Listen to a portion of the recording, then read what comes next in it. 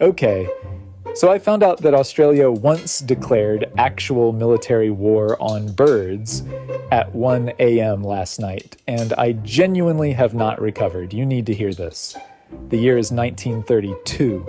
Australia has a problem, not a small problem, not a we should probably deal with this problem. 20,000 emus are destroying our farmland, and we have no idea what to do problem. Now, at this point, you are thinking, okay, emus, big birds, annoying. You chase them away. Done.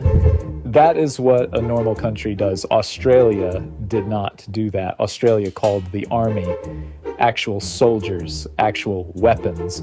Major GPW Meredith of the Royal Australian Artillery was given the assignment. He was given 2 Lewis guns and 10,000 rounds of ammunition.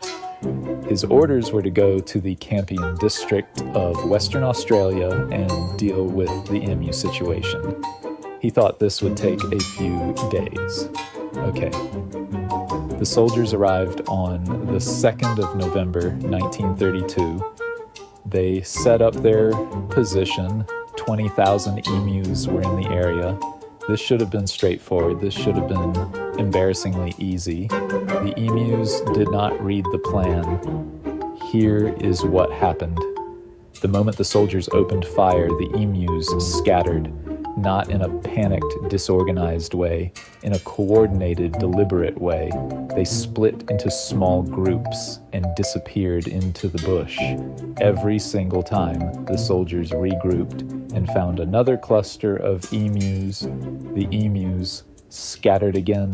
The guns were heavy and difficult to move across the terrain. The emus were not heavy and very easy to move across the terrain. Major Meredith later told reporters, and I need you to understand this is a direct quote from an actual military officer describing an actual military campaign. He said the emus could face machine guns with the invulnerability of tanks. I am sorry. What?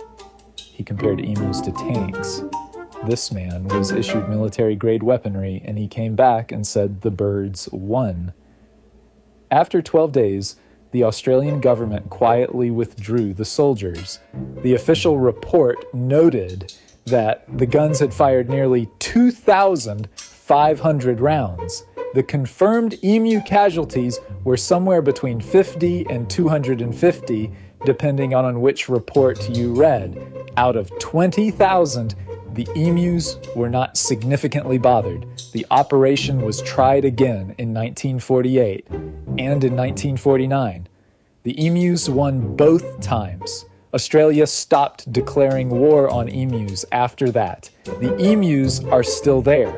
There are now approximately 625,000 of them in Western Australia alone. And that is the thing about the Great Emu War.